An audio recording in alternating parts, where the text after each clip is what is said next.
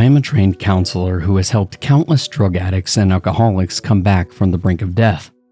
I believe fully in Alcoholics Anonymous, Narcotics Anonymous, and the 12-step program.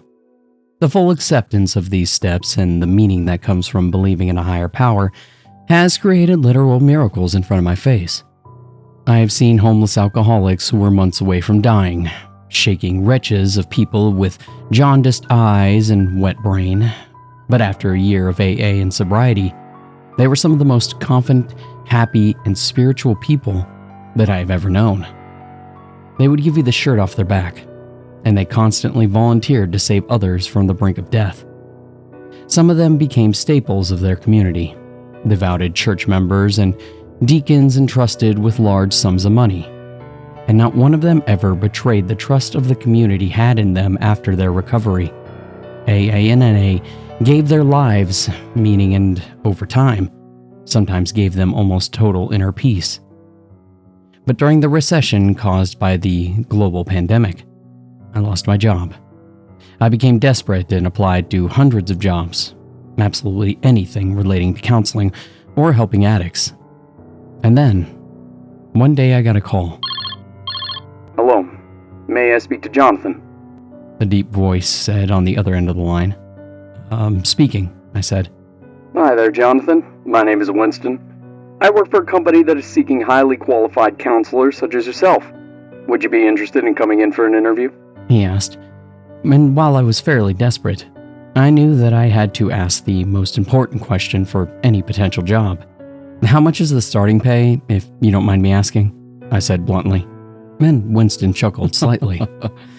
It's $80,000 a year, he said. And I smiled inwardly, excited about the new prospect. Most of the drug and alcohol counselors around New England made far less than that, despite the fact that the job required a college degree and years of schooling.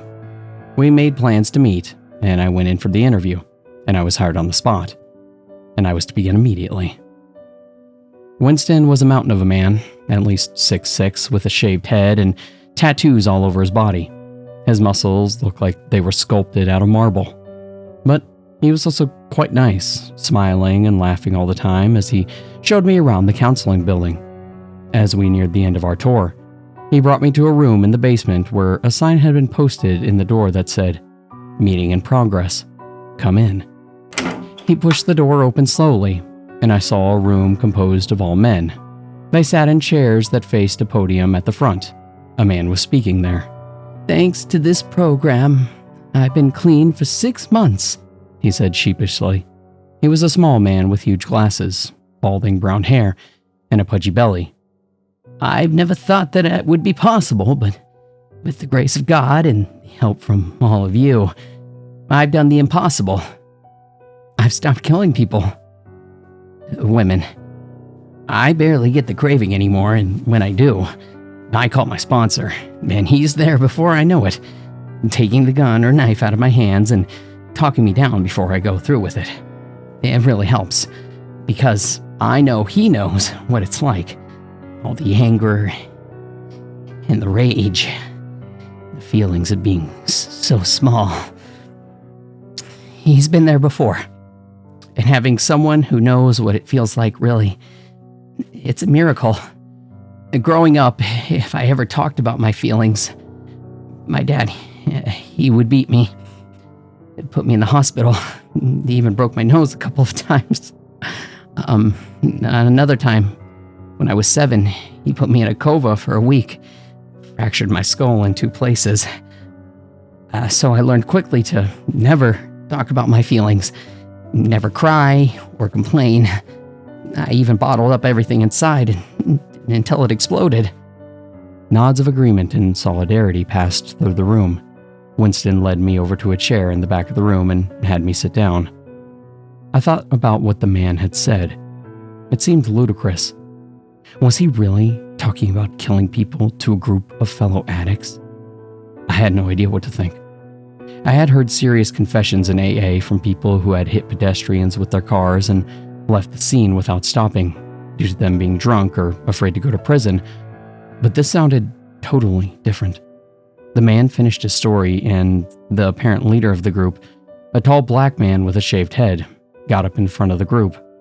"Okay, thank you for sharing, Douglas," the black man said to Douglas, the pudgy man with the huge glasses. Douglas went and sat down, and I looked at the name tag on the black man's shirt. It read, "Hi, my name is King." King reached into a cloth bag next to the podium, pulling out some round circular coins that I recognized instantly as sobriety chips. "And as usual, at the end of every meeting, we'll hand out these chips that recognize people's strengths of sobriety," King said in a deep baritone, smiling widely, his face friendly and unassuming. "For Leon, we have a 10-year sobriety chip," King yelled, and everyone in the room stood up, applauding. A nondescript elderly white man got up from the center of the room, smiling sheepishly as he went to the front, shaking King's hand and taking his token. "But Douglas, we have a 6-month chip." The pudgy man got back up and went to the front of the room, taking the chip and sitting back down. "And last but not least, for Anton, we have a 24-hour chip." A white man with a goatee got up and grabbed his chip. "First 24 hours are always the hardest, as we all know," King said, and the room murmured in agreement. "One day at a time, though. That's all we can do." And the meeting ended with the serenity prayer. "Lord, grant me the serenity to accept the things that I cannot change." And everyone began to disperse. And I turned to Winston. I'm confused," I said, and he laughed, a deep, rich sound that echoed across the room. "This is a newer group," he said. "A 12-step program for those addicted to murder, serial killing, spree killing, anything like that. We found that, like with drugs and alcohol, prison doesn't really help reform these poor addicts.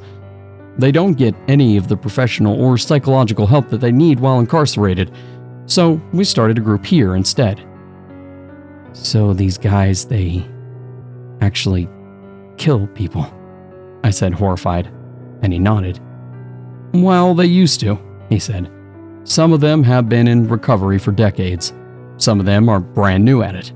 And this is why we hired you. To work with these men, to help save their lives, and to keep them on the straight and narrow." He nodded as if to himself. "It won't be an easy job, surely, but that's why you're getting paid more than other counselors in other areas. I'm sure you're up for the challenge, right?" I had to think about it. I really didn't know if I was up for the challenge of this caliber. But then again, what other job prospects did I have? I needed the money to pay my rent, and otherwise my 17-year-old daughter and I could end up on the streets. So sighing, I nodded. "Okay. Yeah. I'm up for it." And I agreed.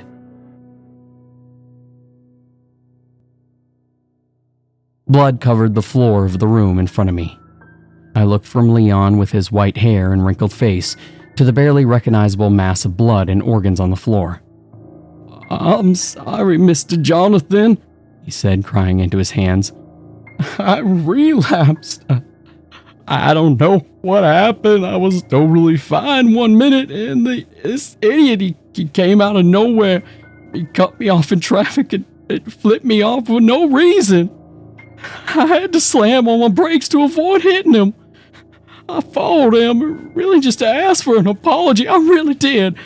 But instead, he started swearing at me and calling me all these horrible names, and I just I blacked out." Tears ran down his cheeks, and I walked over to him, taking the bloody knife from his right hand carefully, and he let it go without a fight. "Hey, it's okay, Leon," I said, patting him on the thin shoulder. "Relapse is a part of the healing process. All we can do is try to figure out what went wrong this time so we can work harder next time to prevent this from happening again, okay?" 10 years of sobriety down the drain," he screamed, falling to his knees, getting blood all over his blue jeans. I sighed, backing up to the entrance of the room, and called Winston. "Yeah, I may need a little more help down here, at the basement level of the counseling building," I said. "Leon had a relapse, and he's in a really bad state. Do you know who his sponsor is?"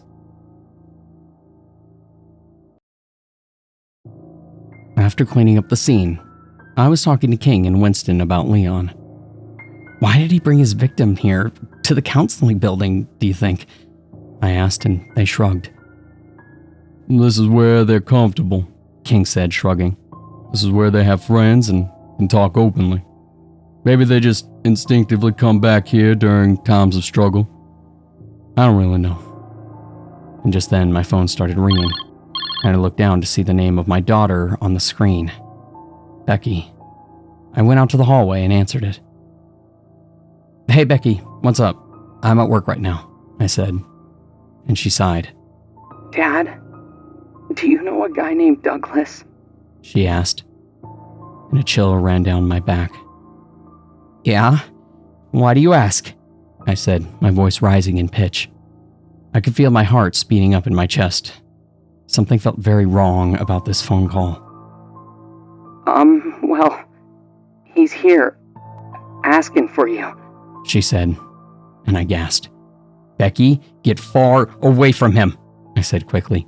Call the police, get the gun out of my cabinet in the room, lock the door, and stay there until the cops arrive. Got it? But someone else responded. Hi, Jonathan. A male voice said through the cell phone. You have a very, very pretty daughter, by the way. I think I'll enjoy this. Get away from my daughter, you sack of shit!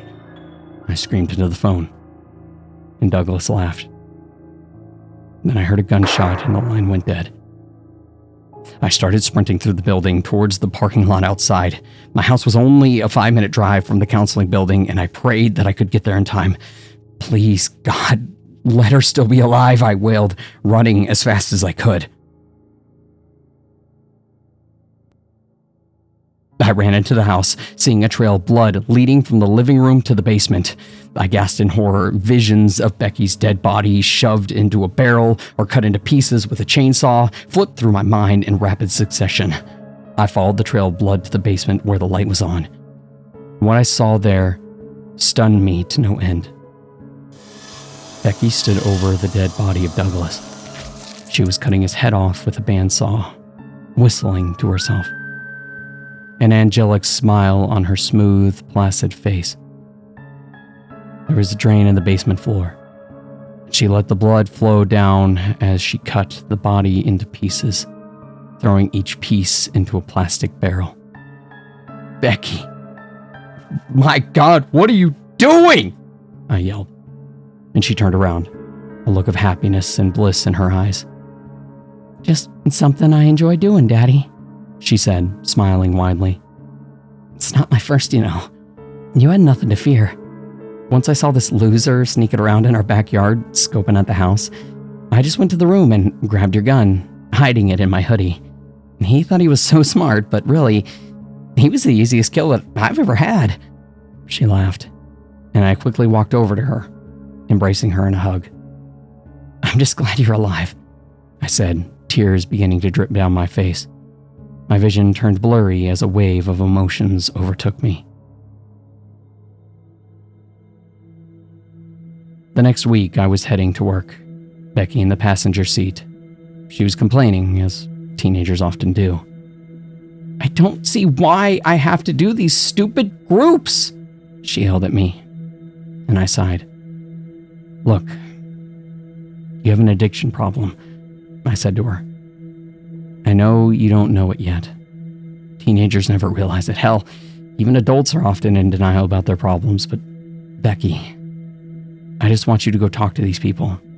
See if you can't relate to what they're saying. You said you've killed, what, 4 people already? And she nodded glumly. I'm just worried about you, sweetie. I don't want this addiction to take over your whole life. You're far too smart for that. You could go to college, be a doctor, or engineer, or anything you want, but not if you let this addiction ruin your life. She let out a grunt of exasperation. Fine, I'll go, she said. Will you be there with me, though?